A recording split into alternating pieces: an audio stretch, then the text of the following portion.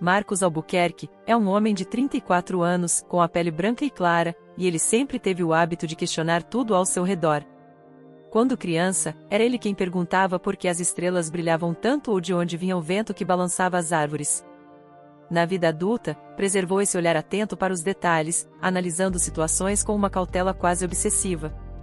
Por isso, quando começou a perceber uma mudança no comportamento de sua esposa, Clara, não ignorou a sensação de que algo estava fora do lugar. Era como se uma nuvem carregada pairasse sobre o lar deles, pronta para desabar a qualquer momento. Tudo começou no início daquele outono, na pequena cidade onde viviam. As folhas secas cobriam calçadas e quintais, e a temperatura começava a cair aos poucos. Clara, que sempre fora uma mulher alegre e comunicativa, tornara-se mais silenciosa. Seu olhar parecia distante, e ela passava cada vez mais tempo na igreja, ouvindo as pregações do novo pároco, Padre Estevão. Ele surgira ali havia poucos meses e rapidamente ganhará fama de carismático e dedicado, atraindo fiéis com seus sermões fervorosos. Ainda assim, para Marcos, havia algo de inquietante naquele homem que, apesar de sorridente, o encarava de um jeito que ele não sabia decifrar. Certa vez, ao ver Clara apressada para sair de casa, Marcos perguntou de modo casual: "Você tem participado bastante das atividades na igreja, né? Algum evento especial?" Ela hesitou por um segundo, ajeitando a bolsa no ombro. "Nada demais. O padre me convidou para ajudar na organização de uma quermesse futura, e eu achei que seria bom me envolver mais com a comunidade." Marcos sentiu uma pontada de ciúme ao ouvir "o padre me convidou", mas conteve-se. Ele nunca fora de alimentar paranoias sem fundamento. Preferiu balançar a cabeça em concordância. "Tudo bem, Clara. Se precisar de ajuda, é só falar." Nos dias seguintes, as visitas à igreja continuaram, e Clara chegava em casa cada vez mais tarde.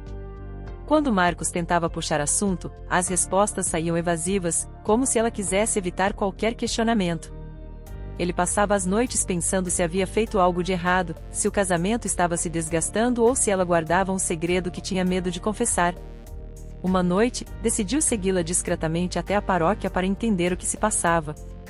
Parou na esquina, escondeu-se atrás de uma árvore e ficou observando as pessoas que entravam e saíam. Viu Clara entrando na igreja, mas não avistou nada que lhe parecesse fora do normal. Mesmo assim, uma estranha sensação de vazio cresceu dentro dele. Pouco tempo depois, uma conversa transformou tudo. Numa sexta-feira, após o jantar, Clara se recostou na cadeira, evitando o olhar do marido.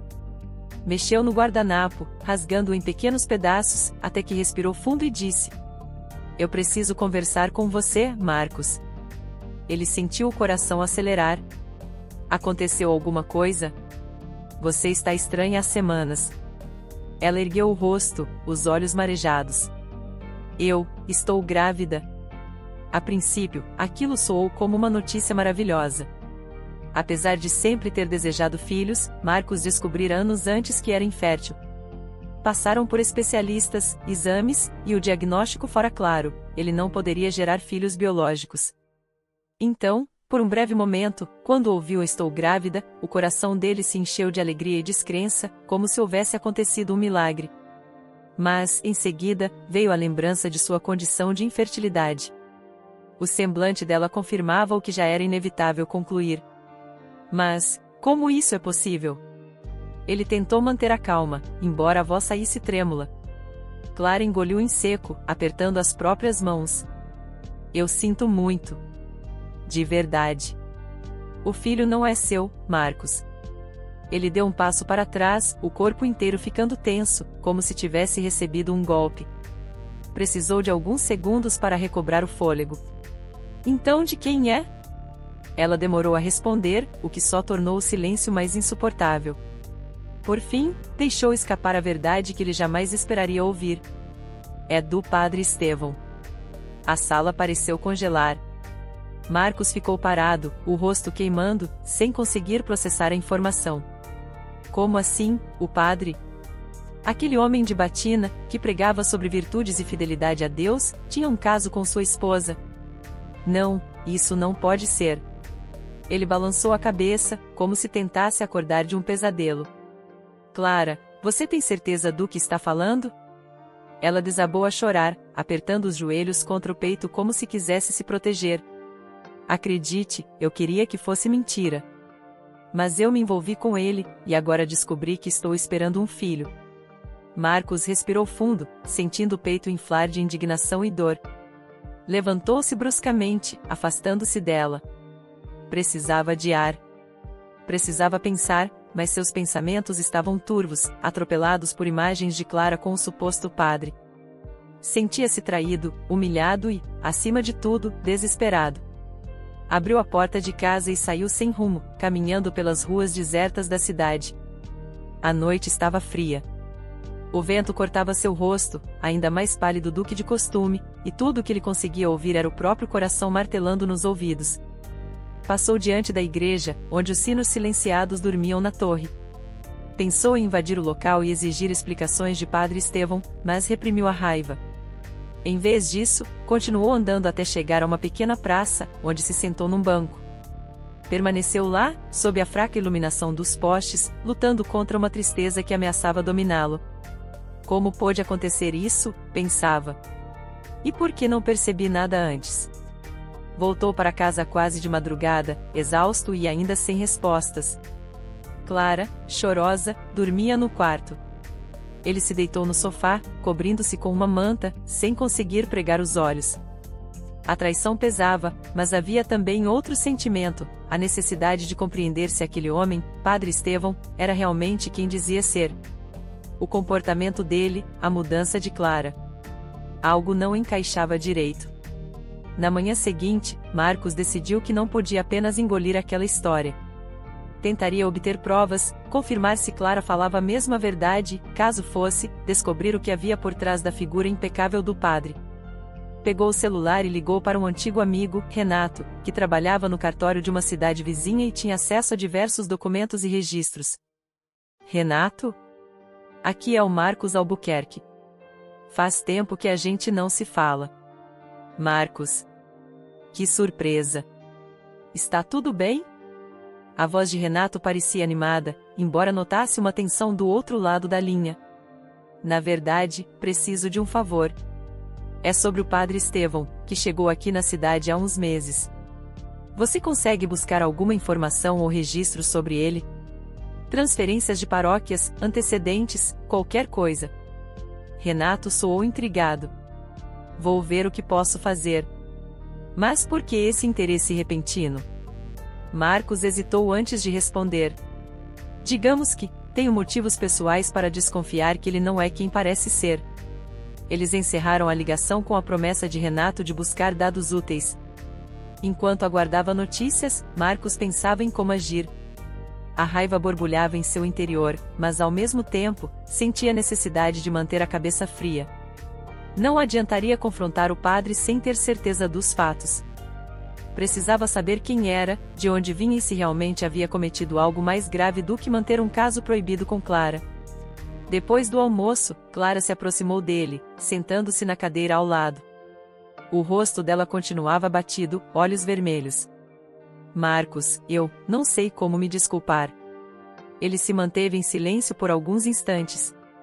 Olhou para ela, que ainda era a mulher que escolhera para viver junto, mas agora tudo parecia diferente. Você deveria ter me contado antes. Confiado em mim, ou pelo menos me poupado dessa dor. Ela abaixou a cabeça. Eu tive medo, vergonha. O padre. Ele se mostrou atencioso e eu estava carente, confusa. Quando percebi, já estava envolvida.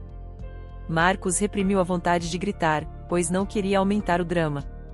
Precisava entender cada detalhe. Como isso começou?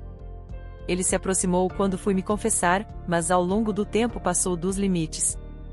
Clara encolheu os ombros, sem conseguir encará-lo. Eu sei que errei. Sei que fui fraca.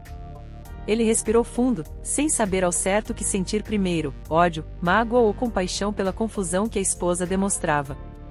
Após alguns segundos, levantou-se. Eu só quero a verdade. E vou descobrir. Com isso, saiu de casa e foi direto até a paróquia. Não entraria para questionar o padre naquele instante, mas queria observar. Ao chegar, viu algumas pessoas conversando animadamente na frente do templo. Havia quem elogiasse o vigor de Padre Estevão, sua eloquência e a forma como revitalizara as atividades locais. Quando ele finalmente surgiu, vestindo a batina e cumprimentando os fiéis, Marcos se afastou, mantendo-se fora do campo de visão. Analisou cada gesto do homem. Os sorrisos pareciam verdadeiros, as palavras, gentis, mas havia algo nos olhos dele, uma faísca de arrogância que surgia de vez em quando. Assim que o padre entrou para a sacristia, Marcos deixou a paróquia com o estômago revirado. Precisava de mais informações. Ligou para outro amigo, Batista, um policial aposentado que ainda mantinha contatos e influências na delegacia local. Batista, preciso da sua ajuda. Fala, garoto. Você parece preocupado. É sobre o padre daqui. Alguma chance de descobrir se há algo no histórico dele que seja suspeito? Batista fez uma pausa. Você realmente acha que esse homem poderia ser um criminoso ou algo do tipo? Não sei. Mas tenho razões para desconfiar. Batista prometeu checar registros e, caso houvesse algum sinal de irregularidade, tentaria alertá-lo. Enquanto isso, Marcos seguia atormentado por uma mistura de sentimentos. Pensava em Clara, na gravidez, na possibilidade de aquele filho ser de um sujeito que usava uma batina como disfarce para algo sinistro. Mesmo se não houvesse crime algum além do pecado da traição, o que ele faria? Como seguir em frente com uma vida destruída pela infidelidade de sua esposa? Numa manhã, alguns dias após a revelação, Clara se aproximou dele na cozinha. Ajeitou uma xícara de chá, tentando aquecer as mãos trêmulas. Você vai conseguir me perdoar algum dia? Ele encarou a xícara que segurava, onde o café já estava quase frio. Não sei, Clara. Mas não posso tomar nenhuma decisão enquanto estiver cego pela raiva. Primeiro, quero descobrir quem é esse padre. Ela fechou os olhos, respirando com dificuldade. Ele disse para eu não contar nada a ninguém, que se as pessoas descobrissem, poderia haver consequências. Que tipo de consequências? Marcos ergueu o olhar, sentindo a adrenalina percorrer seu corpo.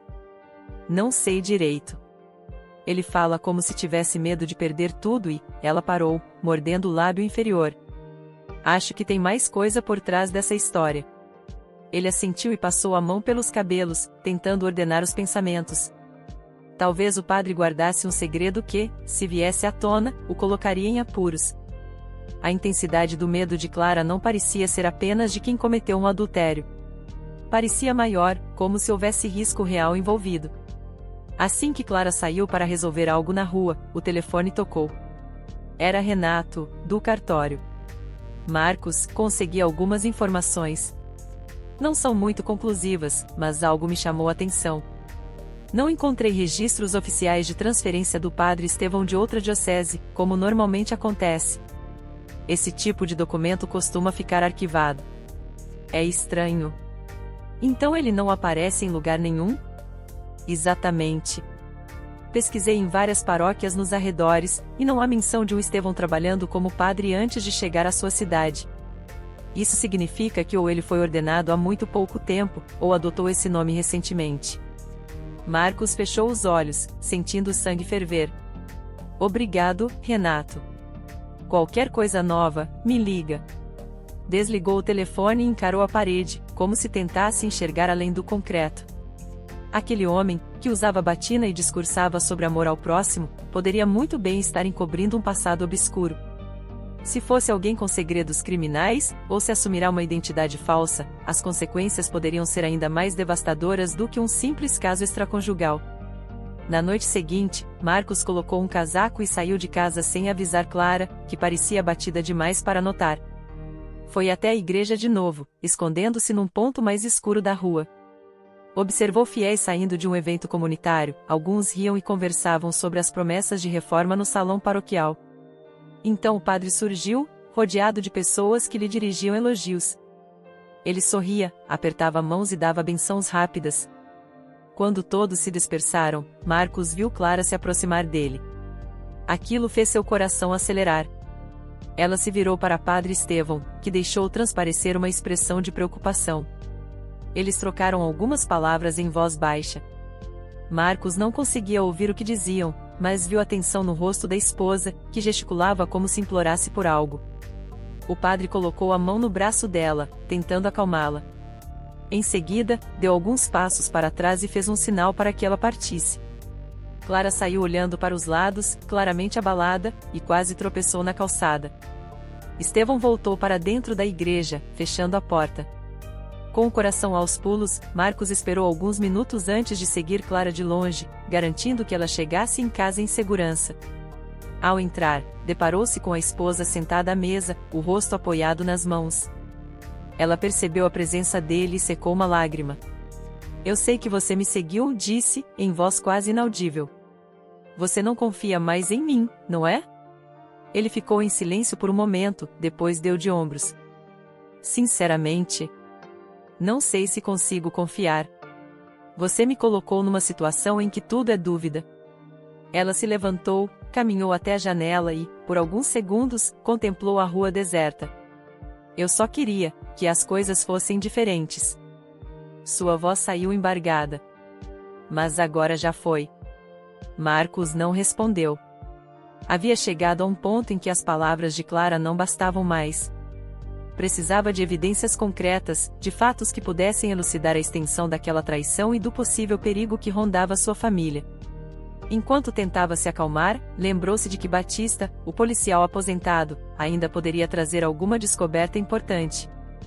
Nessa mesma noite, Marcos mal pregou os olhos.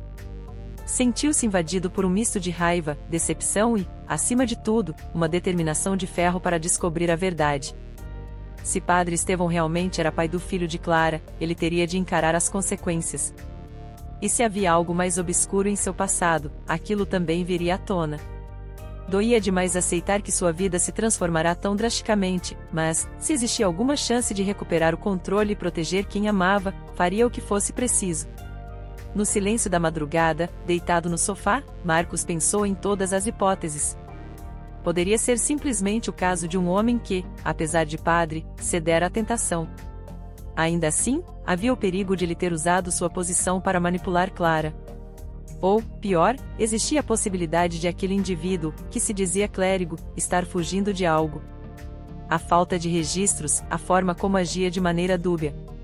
Tudo apontava para um quebra-cabeça maior do que apenas traição. E Marcos estava decidido a juntar todas as peças, por mais doloroso que fosse. Ao primeiro raio de sol, levantou-se, tomou um banho rápido e deu uma última olhada em Clara, que dormia profundamente. Sentiu uma pontada de compaixão e também de mágoa. Abriu a porta e saiu, pronto para continuar sua busca por respostas.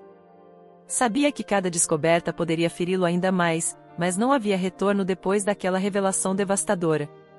Precisava enfrentar a verdade, acontecesse o que acontecesse. Marcos Albuquerque, 34 anos, pele branca e clara, despertou com um sentimento de urgência que não o abandonara desde a descoberta sobre Clara e o suposto Padre Estevão.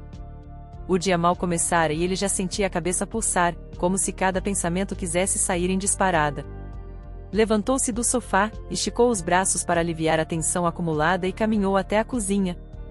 Lá, pegou um copo d'água, tentando acalmar os nervos antes de entrar em contato com Batista, o policial aposentado que havia prometido investigar o passado daquele homem misterioso.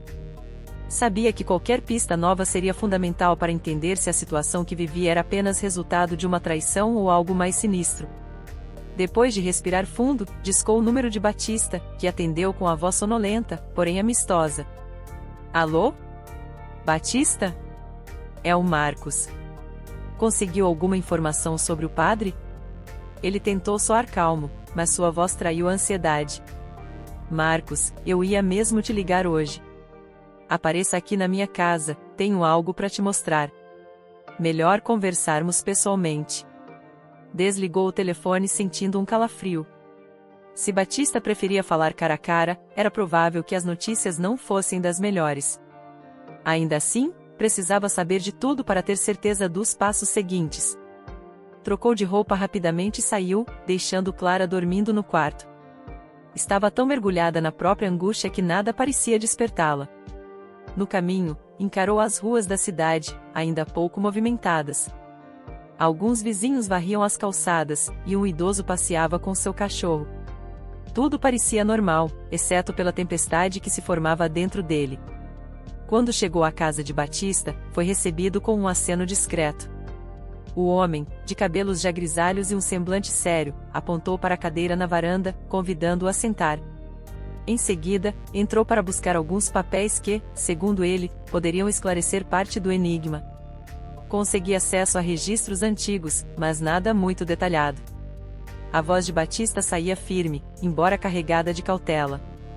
Pelo que descobri, o nome Estevão não aparece nas listas de seminários ou ordenações recentes. Também consultei arquivos criminais para ver se havia alguma ficha correspondente a ele. Sem sucesso. Mas, por outro lado, encontrei algo curioso.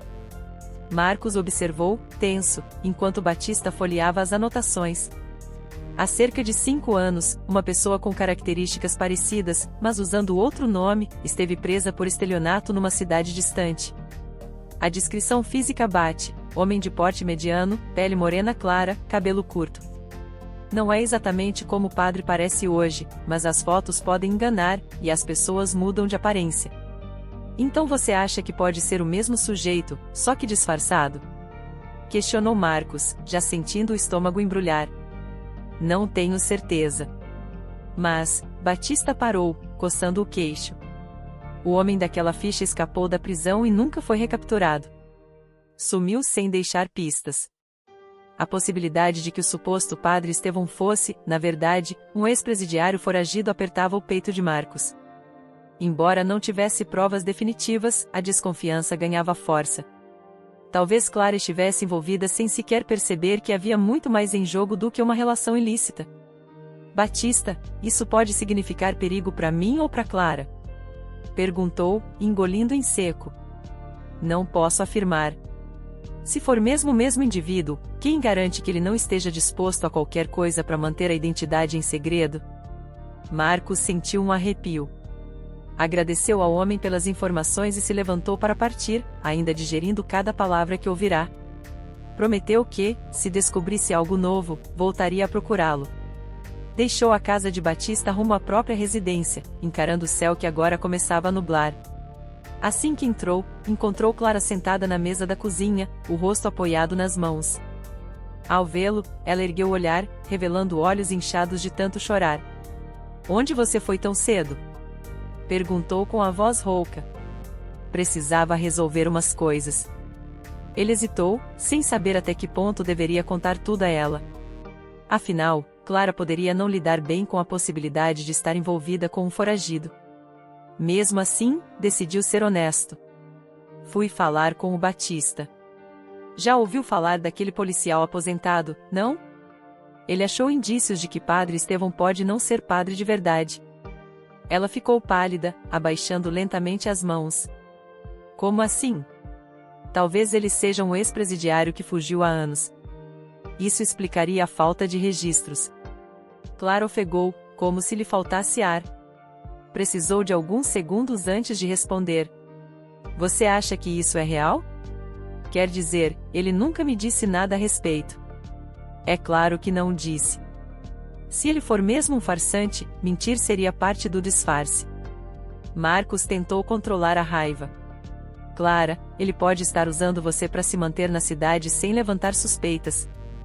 Ela respirou fundo, passando a mão pelo próprio braço de forma nervosa. Então tudo pode ter sido uma manipulação? Não sei. Pode ter havido algum envolvimento verdadeiro, mas o risco é grande. Durante o resto da manhã, Clara permaneceu calada, refletindo sobre o turbilhão de informações que a atingia. Precisou sair à tarde para uma consulta pré-natal, mas Marcos ficou sem coragem de acompanhá-la. Estava confuso sobre como lidar com o bebê, sem saber se teria condições de criar a criança que supostamente era fruto de uma traição e, pior, de um homem possivelmente perigoso. Mesmo assim, parte dele temia pela saúde dela, querendo manter certa vigilância para garantir que nada de ruim acontecesse. Mais tarde, enquanto Clara estava fora, Marcos ouviu o celular vibrar. A tela mostrava o número de Renato, seu amigo do cartório. Oi, Renato. Descobriu mais alguma coisa? Na verdade, sim. Apareceu um documento enviado à paróquia local há uns meses, formalizando a chegada de Estevão. Mas a assinatura do bispo responsável parece falsa. Fiz uma comparação com outros documentos e há indícios de adulteração. Marcos respirou fundo, sentindo a confirmação de que havia algo muito errado. Então a chegada dele foi, em parte, forjada? Exato. O documento, no papel, é oficial, mas a assinatura e o selo têm discrepâncias. Se isso for verdade, significa que alguém elaborou um caminho para que Estevão aparecesse como novo pároco sem passar pelos trâmites habituais. Essa revelação só aumentava as suspeitas.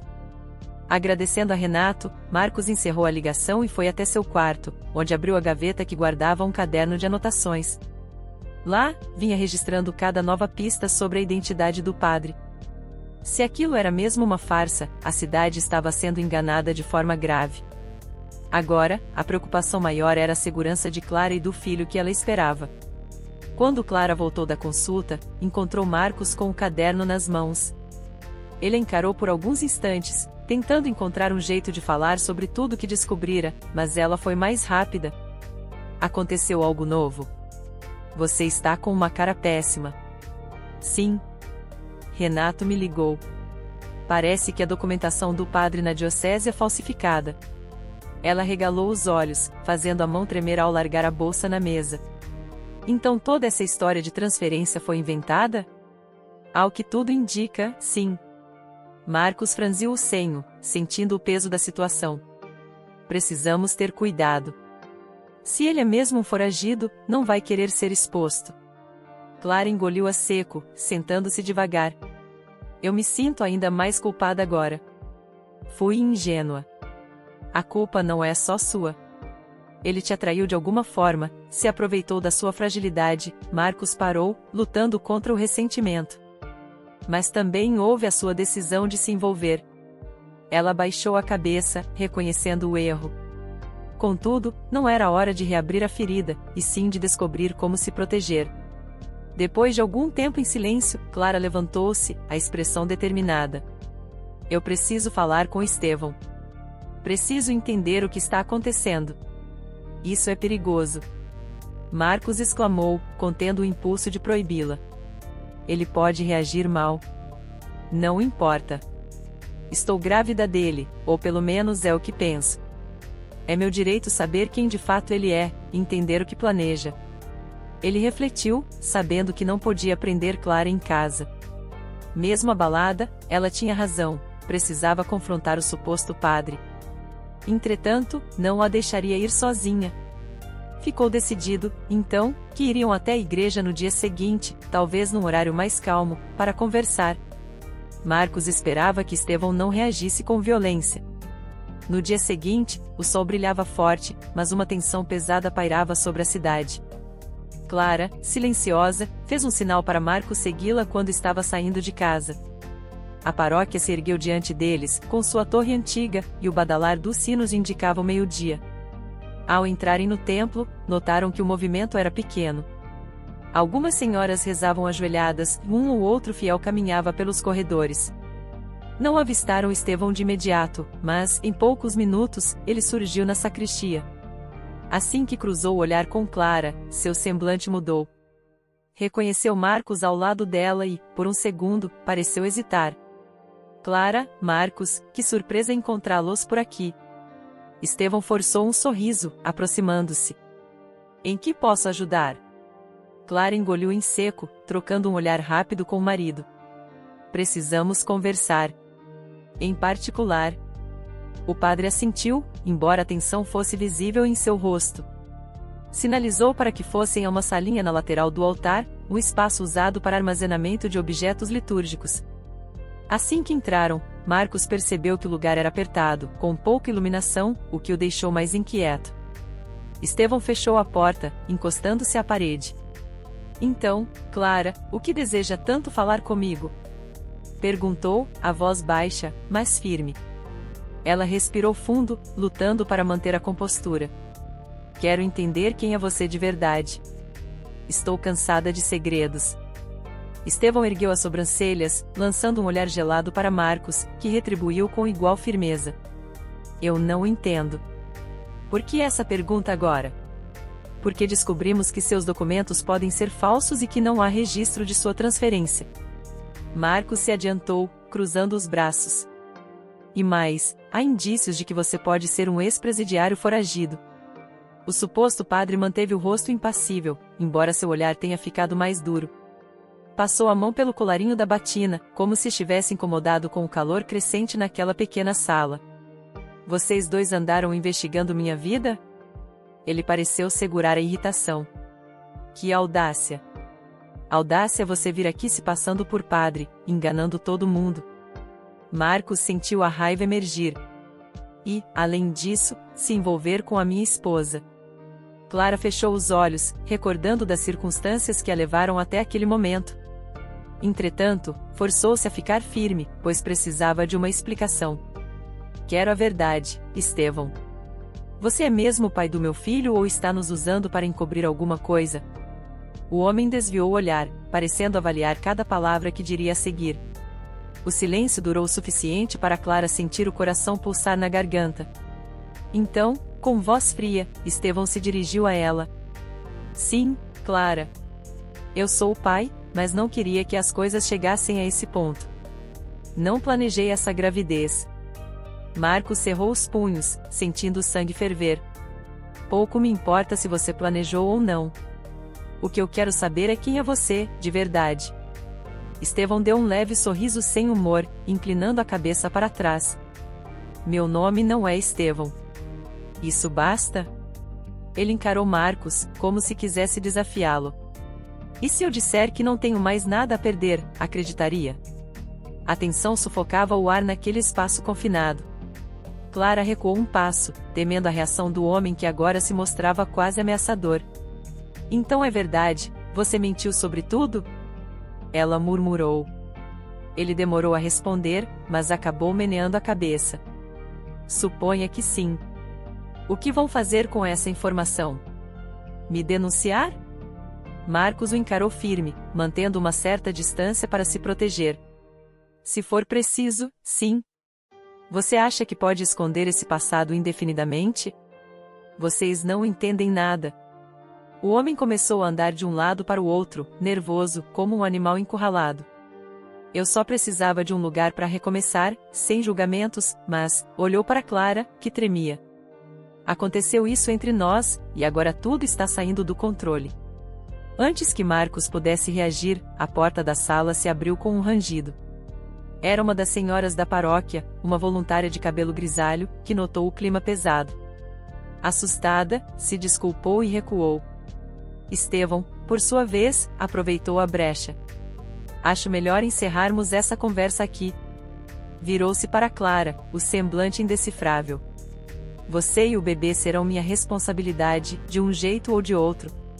Mas fiquem longe de mim até eu resolver o que fazer. Sem mais explicações, ele saiu, deixando Clara e Marcos atonitos, trocando olhares confusos. O coração de ambos ainda disparava. Ela precisou se apoiar na parede para não cair. Que loucura, Marcos! O que ele quis dizer com isso? Não sei, mas pareceu uma ameaça. Eles deixaram a igreja ainda abalados, cruzando com alguns fiéis que mal imaginavam o que se passara minutos antes. Marcos só pensava em uma coisa: expor aquele homem o mais rápido possível, para proteger Clara e toda a comunidade. Porém, temia que, se agisse de maneira precipitada, Estevão, ou seja lá qual fosse seu verdadeiro nome, pudesse reagir de forma ainda mais agressiva. Ao chegarem em casa, Clara desabou no sofá, com as mãos na barriga, trêmula. Tenho medo do que ele possa fazer. Agora que sabe que estamos investigando, talvez queira fugir. Ou nos machucar. Marcos ajoelhou-se ao lado dela, passando o braço em seu ombro em um gesto de apoio que há muito não oferecia. Você não vai passar por isso sozinha. Vamos falar com o Batista e ver o que pode ser feito. Vou garantir que nada aconteça a você ou ao bebê. Ela fechou os olhos, respirando com dificuldade. Apesar de toda a mágoa, ver Clara tão vulnerável despertava em Marcos um senso de proteção. Queria vingar-se do homem que destruiu seu casamento, mas também entendia que precisava manter a cabeça fria para proteger a esposa. Vou resolver isso. A voz dele saiu determinada, embora carregada de dor. Nas horas que se seguiram, ambos tentaram pensar em estratégias. Talvez envolver a polícia local de imediato fosse arriscado, pois Estevão podia ter contatos ou mesmo fugir antes de ser confrontado formalmente. Também poderiam falar com o pároco anterior, que fora substituído de maneira repentina, para entender como se deu essa transição. Qualquer informação adicional seria preciosa. Enquanto rascunhavam planos e possibilidades, o telefone de Clara vibrou. Ela olhou para a tela, empalidecendo ao ver uma mensagem enviada de um número desconhecido. Mostrou para Marcos, com a mão tremendo. A mensagem dizia: "Não se envolva em assuntos que não lhe dizem respeito. Seu marido pode acabar se arrependendo." É ele, não é? Marcos sussurrou, embora a pergunta fosse quase retórica. Sim. Clara cerrou o punho, com os olhos lacrimejando. Está nos ameaçando, Marcos. Ele pegou o celular e leu a mensagem novamente, sentindo a raiva inflar cada célula de seu corpo. Se ele acha que vamos recuar, está enganado. Aquela noite foi repleta de sobressaltos. O medo de que algo pudesse acontecer deixou Clara com insônia, e Marcos passou boa parte do tempo em claro, sentado ao lado dela, tentando manter a vigilância. Afinal, se Estevão era perigoso, poderia agir a qualquer hora. Perto do amanhecer, a exaustão os venceu, e eles acabaram dormindo. No dia seguinte, Marcos foi direto à casa de Batista. Explicou a situação, mostrou a mensagem no celular de Clara. O ex-policial coçou o queixo, franzindo a testa. Isso é grave. Temos um sujeito que pode ser um foragido, assumindo uma identidade falsa, mantendo um caso com sua esposa e agora fazendo ameaças. Vou falar com meus contatos. Precisamos ter um mandado ou algo oficial para prendê-lo. Mas, sem provas concretas, é arriscado.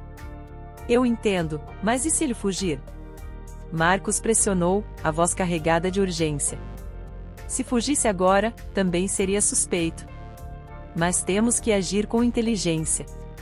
Depois da conversa, Marcos voltou para casa, sentindo-se um pouco mais seguro por saber que Batista estava de olho na situação. Precisava manter Clara em segurança e, ao mesmo tempo, continuar reunindo provas sobre a verdadeira identidade de Estevão. As horas se arrastaram, e, perto do entardecer, Clara recebeu outra mensagem do mesmo número anônimo, desta vez pedindo que ela se encontrasse com ele na igreja após a última missa. Aparentemente, Estevão queria resolver algo com ela sem a presença de Marcos. Você não pode ir sozinha. Ele exclamou, irritado só de pensar na hipótese. Ele insistiu nesse encontro. Talvez seja uma oportunidade de descobrir o que ele planeja, Marcos.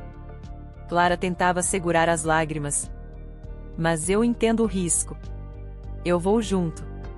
Vou ficar de longe, mas não vou te deixar desprotegida. Ela concordou, ciente de que não adiantava discutir. Os dois aguardaram ansiosamente até a hora combinada. Então saíram, cada um tomado pela ansiedade, e chegaram à paróquia quando quase todos os fiéis já estavam se retirando. Clara entrou sozinha, e Marcos esperou na penumbra do lado de fora, escondido atrás de uma pilastra. Seu coração pulsava tão forte que ele temia ser ouvido pelos poucos que restavam por ali. Passaram-se alguns minutos de angústia até ver Padre Estevão surgir, guiando Clara para um canto isolado do corredor lateral. Marcos avançou um pouco, mantendo-se fora da visão do sacerdote, mas perto bastante para escutar parte do diálogo. Por que essas ameaças? Clara questionou, visivelmente assustada. Porque vocês estão fuçando demais. Ele falava com rancor. Não podiam ter deixado as coisas como estavam? Ela soltou um pequeno soluço. O que você espera que eu faça? Estou esperando um filho seu. Estevão encarou o chão, cerrando os dentes. Eu quero que você vá embora comigo. É a única forma de nos protegermos. Se ficarmos aqui, uma hora vão me descobrir, e então estarei perdido. Você não entende? Clara levou as mãos ao rosto, sem acreditar no que ouvia. Ir embora? Não vou abandonar meu marido. Seu marido não é o pai dessa criança, Clara. E você sabe que não há futuro para mim nesse lugar. Marcos sentiu a raiva dominar todo o seu ser. Ouvindo aquelas palavras, foi tomado pela urgência de intervir. Mas se conteve, aguardando o desenrolar. Eu não posso fazer isso. Clara balançou a cabeça. Nós já sabemos que você é alguém foragido, e ainda quer que eu te acompanhe. Exatamente. A menos que prefira que eu seja preso ou coisa pior. Ela respirou fundo, olhando para o lado. Foi então que notou a silhueta de Marcos mais adiante. Fez um gesto discreto, indicando que ele esperasse. Não vou com você. Quero que pare de mandar mensagens e deixar ameaças. Deixe a gente em paz. Estevão deu um passo à frente, baixando a voz para um tom grave. Isso está fora de questão. Se vocês continuarem a cavar meu passado, posso fazer coisas que não gostaria de fazer. Nesse instante, Marcos decidiu que já vira o suficiente. Emergiu das sombras, caminhando em direção a eles com passos firmes.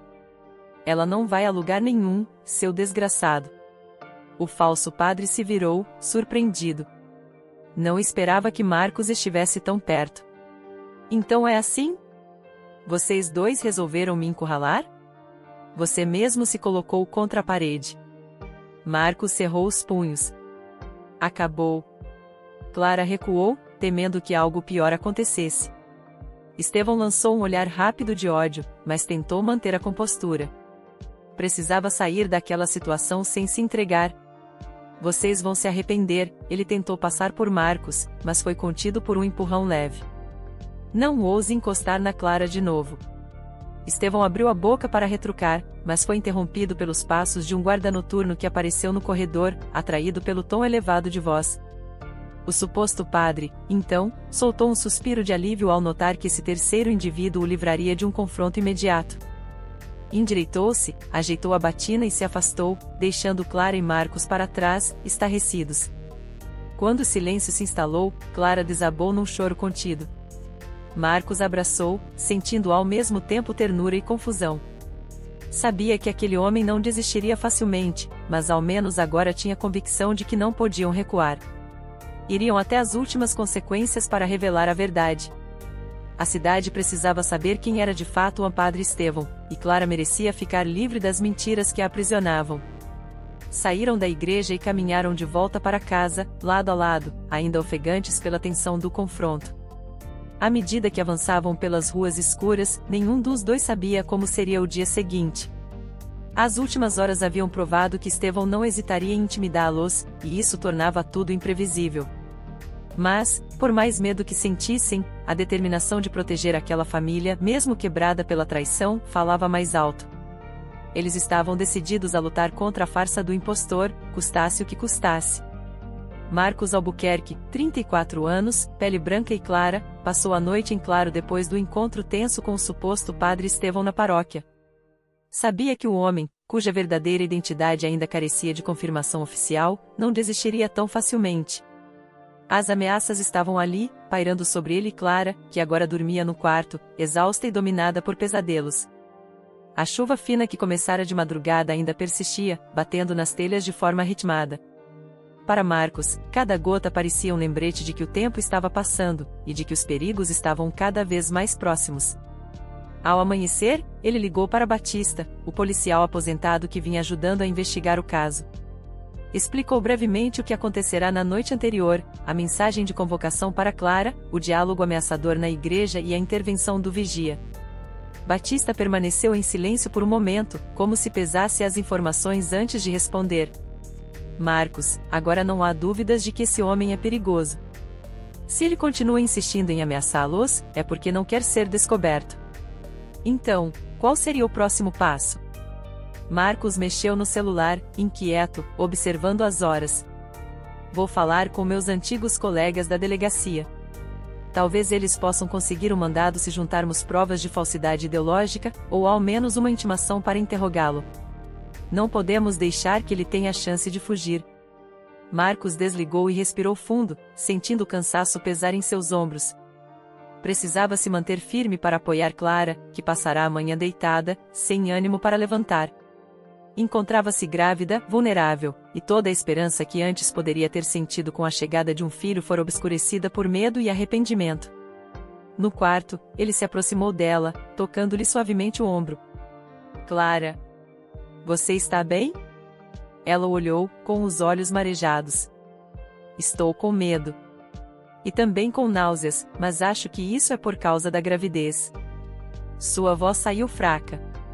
Não sei como encarar tudo o que está acontecendo. Marcos segurou a mão dela, dando um leve aperto. Vamos encontrar uma saída. O Batista vai tentar conseguir ajuda com a polícia. Ela sentiu, tentando passar algum alento para si mesma. Com esforço, levantou-se da cama, trocou de roupa e foi até a cozinha para preparar algo simples que pudesse comer. Enquanto isso, Marcos arrumou um café, querendo distraí-la. No entanto, ambos percebiam que nenhum gesto cotidiano poderia afastar as lembranças recentes. O confronto na igreja, a confirmação de que Estevão não era realmente um padre, o pedido insano para que Clara fugisse. Tudo isso continuava fresco na memória. No meio da tarde, o telefone tocou. Era Batista de novo, com um tom de voz cheio de urgência. Marcos, consegui algumas informações sobre um preso foragido que bate com o perfil do suposto Estevão. Ele se chama Matheus Botelho, foi condenado por estelionato e agressão, mas escapou da prisão faz cerca de 5 anos. Fiz um levantamento de fotografias e, mesmo com algumas mudanças, dá para perceber semelhanças físicas. Então é ele? Marcos perguntou, a tensão crescendo. Provavelmente. Precisamos agir rápido. Consegui com meus contatos a promessa de uma ordem para prendê-lo. Mas como se trata de um ex-presidiário fugindo, pode ser perigoso. Ele sabe que o cerco está se fechando, então pode tentar escapar ou reagir. Marcos sentiu um nó no estômago. Não tinha treinamento policial, mas entendia o risco. Agradeceu a Batista, desligou e foi direto contar a Clara. O padre. Ele é mesmo um fugitivo chamado Matheus Botelho. Você está envolvida com um criminoso, Clara. Ela levou as mãos à boca, o olhar cheio de pavor. Meu Deus! Isso quer dizer que ele pode ter feito coisas piores do que simplesmente me enganar? E agora eu carrego um filho dele. A confissão dela pairou no ar, e por mais que Marcos ainda estivesse abalado e magoado pela traição, naquele momento viu a esposa transtornada e só sentiu vontade de ajudá-la. Sentou-se ao lado dela. Vamos dar um jeito. O Batista disse que a polícia vai agir. O mais importante é garantir que você fique em segurança, longe desse homem. Clara começou a chorar baixinho, encostando a cabeça no ombro de Marcos. Ele apenas abraçou-a, apertando-a contra si, como se quisesse protegê-la de todo o mal. Era um momento estranho, cheio de contradições, pois os laços deles estavam frágeis, mas a dor e o medo os uniam num objetivo comum. Precisavam se defender, ainda que o preço fosse enfrentar um desfecho imprevisível. No final da tarde, Batista apareceu pessoalmente na casa de Marcos, acompanhado de 2 policiais que haviam recebido autorização para localizar e prender Matheus Botelho. Explicou que fariam uma pequena vigilância na paróquia, pois Matheus ainda estava fazendo suas aparições no local, como se nada estivesse acontecendo. Clara, nervosa, ainda não conseguia acreditar na audácia dele, aparecendo em público como sacerdote, rezando missas e dando conselhos aos fiéis. Ele pode tentar fugir a qualquer momento, alertou Batista, encarando Marcos e Clara com seriedade. Fiquem em casa, não tentem nenhum contato. Se ele aparecer ou enviar mais mensagens, me avisem. Vamos monitorar a igreja e, se houver oportunidade, faremos a abordagem. Clara concordou com a cabeça, ainda aflita. Ficou combinado que ela e Marcos não sairiam durante a noite, para evitar correr riscos. Mesmo assim, Marcos manteve o celular à mão, temendo qualquer reação inesperada do foragido. A noite caiu e, com ela, veio uma sensação de claustrofobia. O silêncio na rua, as janelas fechadas, o vento frio batendo nos beirais. Tudo parecia um presságio de que algo grave estava prestes a acontecer. Por volta das 9, o telefone de Clara tocou. Ela atendeu com a voz baixa, pois temia acordar Marcos, que tentava cochilar no sofá. Mas ele despertou com o barulho, aproximando-se a tempo de ouvir a esposa responder. Eu não quero falar com você. Por favor, pare de ligar. Pela expressão de Clara, Marcos deduziu que se tratava de Matheus. A raiva queimou em seu peito. Ela desligou, tremendo, sem dizer mais nada. Quase imediatamente, o aparelho vibrou de novo, desta vez mostrando uma mensagem de texto: está fazendo tudo errado. Se contar para a polícia, quem vai sofrer será você. Marcos pegou o celular da mão dela e leu, cerrando os punhos com força. Ligou para Batista, reportando o ocorrido. O policial aposentado recomendou manter a calma e avisou que os agentes estavam nas redondezas da igreja, prontos para qualquer movimentação. 15 minutos depois, outra mensagem chegou, desta vez com um tom de desespero: vamos conversar. Agora. Igreja vazia. Última chance. Ele está pedindo para Clara ir encontrá-lo na igreja de novo, Marcos relatou a Batista, pelo telefone. Quer que ela vá sozinha. Claro que isso é uma armadilha. Não podemos deixar. Eu e os oficiais iremos para lá, prontos para interceptá-lo. Não se arrisquem. Marcos concordou, mas Clara estava inquieta, andando pela sala de um lado para o outro. Se eu não for, ele pode escapar ou cumprir as ameaças. Você não vai se arriscar, Clara. Marcos falou, categórico. O Batista e os policiais vão cuidar disso. Você não entende que é muito perigoso? Ela hesitou, mas acabou concordando, sentindo um nó na garganta. Eles ficaram aguardando notícias. Passou-se meia hora, uma hora, e nada de novo. A ansiedade de ambos atingia o limite quando o telefone tocou novamente, mas dessa vez não era Mateus. Era Batista. Conseguimos avistar o sujeito na lateral da igreja. Ele parece estar nervoso, olhando o celular a todo instante. A equipe está se posicionando para abordagem, mas tem alguns fiéis entrando. Precisamos evitar um tumulto. Se acharem seguro, peguem ele. Não deixem escapar, suplicou Marcos. Fique tranquilo. Vou avisar quando tiver mais novidades. O tempo seguiu lento, cada minuto parecendo uma eternidade. Clara tentava controlar a respiração, encostando-se na parede. Marcos, por sua vez, encarava a janela, buscando qualquer sinal da movimentação.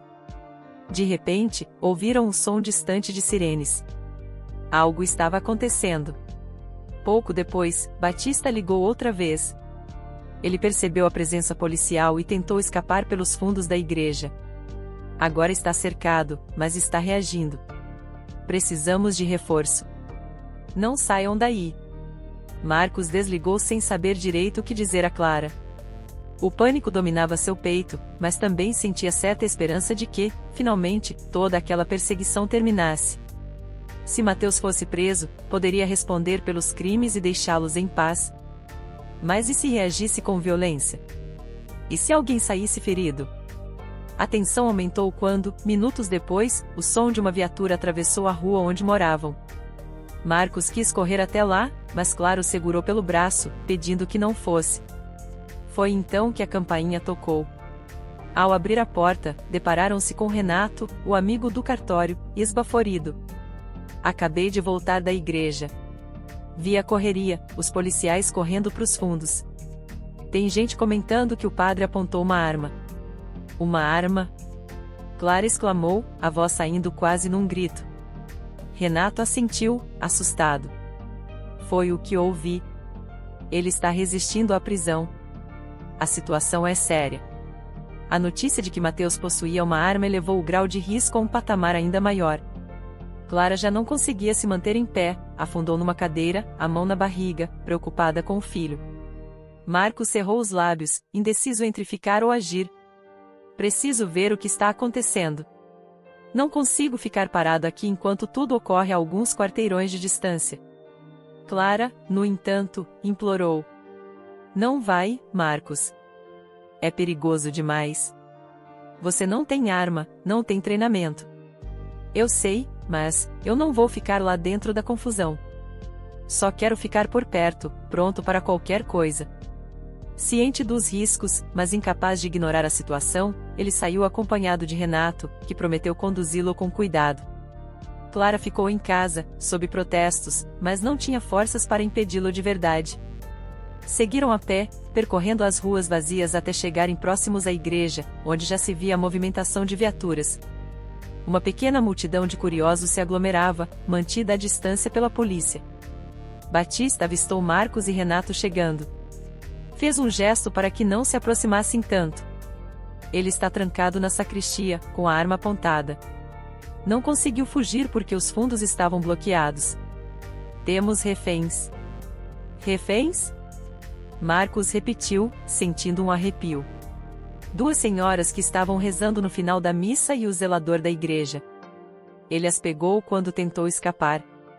A expressão de Batista era sombria. O policial aposentado, embora não estivesse no comando oficial, ajudava a negociar com o suspeito. A certa altura, um dos agentes com colete à prova de balas se aproximou. Tentamos conversar, mas ele não quer se entregar. Quer um carro para fugir. Diz que, se não conseguirmos, vai machucar os reféns. Droga, Marcos murmurou, sem saber o que fazer. Lembrou-se de Clara em casa, aflita. Precisava de um desfecho seguro, mas aquele homem parecia disposto a tudo.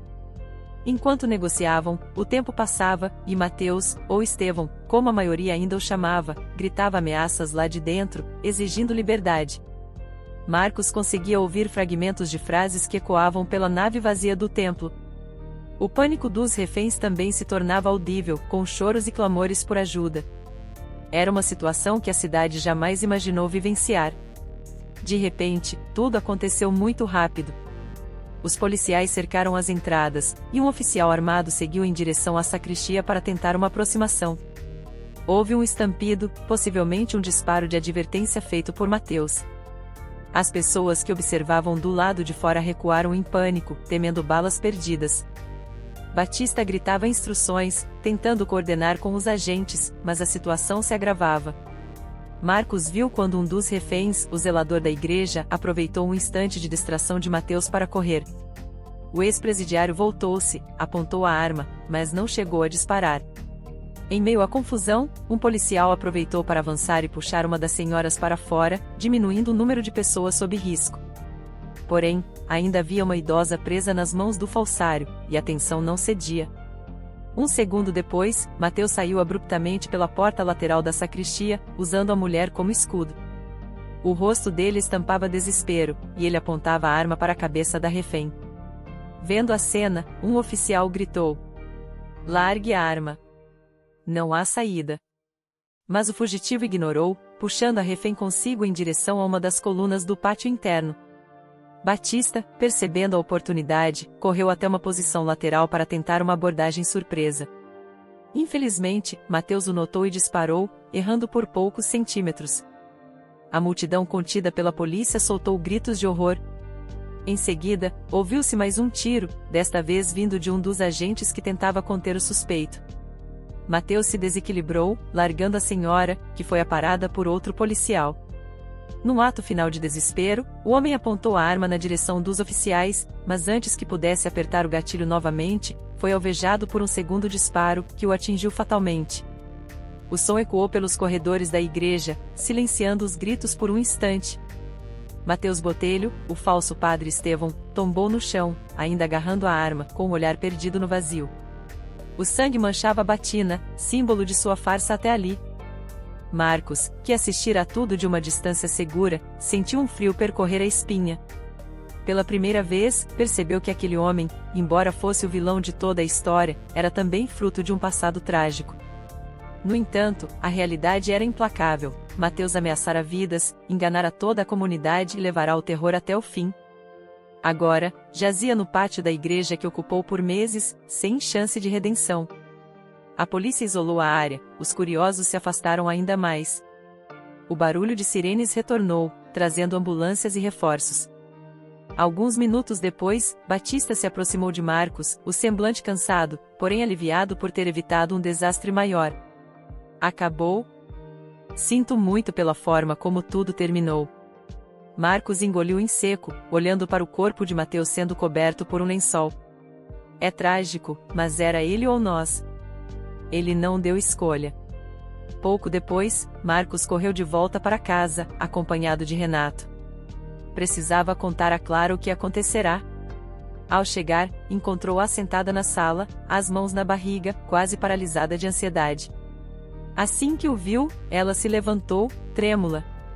Marcos. O que houve? Ouvi sirenes, tiros. Ele abraçou, sentindo o coração batucar acelerado. Ele foi morto pela polícia. O Mateus. O falso padre. Não quis se entregar, fez reféns. Ela ficou estática, absorvendo a notícia. Foi tomada por uma mistura de choque, culpa e alívio. Então acabou? Murmurou, sem saber se chorava ou agradecia por estar viva. Acabou. Marcos respondeu, acariciando o rosto dela. Agora você vai poder ter esse filho em paz, sem a sombra dele pairando sobre nós. A noite se prolongou em explicações e depoimentos. A polícia precisou do testemunho de Clara e Marcos para concluir o relatório. A cidade inteira ficou abalada ao saber que o querido padre Estevão era, na verdade, um criminoso. Boatos e especulações tomaram conta das ruas, mas todos concordavam que Marcos e Clara haviam corrido grande perigo. Durante os dias seguintes, a vila se encheu de murmurinhos e lembranças amargas do incidente na igreja. Muitos ainda não compreendiam como tinham sido enganados por tanto tempo. Para Marcos e Clara, tudo parecia um recomeço complexo. Apesar de a ameaça ter sido removida, restava lidar com o fato de que Clara estava grávida de um homem que enganara todos. A vergonha que ela sentia por ter se envolvido com ele era grande, mas também havia uma esperança de que a criança não precisasse carregar o peso dos erros do pai. Marcos, por sua vez, sentia-se em conflito sobre qual seria seu papel na vida daquele bebê. Ainda assim, escolhera ficar ao lado de Clara e auxiliá-la no que fosse necessário. No final das contas, a verdade aparecerá, mas deixará cicatrizes profundas. Ao menos, a comunidade estava segura, livre de um impostor que se aproveitará da boa-fé alheia para se esconder de um passado criminoso. Naquele desfecho trágico, muitos se lembrariam de como a obsessão e a manipulação podem destruir vidas, e do quanto as aparências podem ser enganosas. Algumas semanas depois, quando os sinos da igreja voltaram a tocar com o novo padre, agora verdadeiramente enviado pela diocese, Marcos se viu diante do portão do templo, refletindo. Não planejava entrar para a missa, mas sim encerrar um ciclo. Apoiou-se na grade e deixou o vento frio soprar seu rosto pálido. Pensou nos últimos acontecimentos, a traição, a perseguição, a morte de Mateus e o futuro indefinido. Apesar da dor, sentiu um leve alívio. Passará por uma tempestade que quase lhe tirara tudo, mas ainda estava ali, pronto para tentar reconstruir sua vida. No dia seguinte, Clara, em silêncio, colocou a mão dele sobre sua barriga, que começava a se curvar de leve. E, mesmo sem grandes promessas, sem certeza de como seria dali em diante, Marcos aceitou aquele gesto como um convite para tentar encontrar um rumo. Porque, no fim, a tragédia do vilão havia levado à possibilidade de um novo começo para aqueles que sobreviveram. E ele pretendia honrar essa segunda chance da melhor forma possível. Gostou da história de hoje? Comente a sua opinião, e se inscreva no canal, para receber nossas belas histórias. Ative também o sininho das notificações.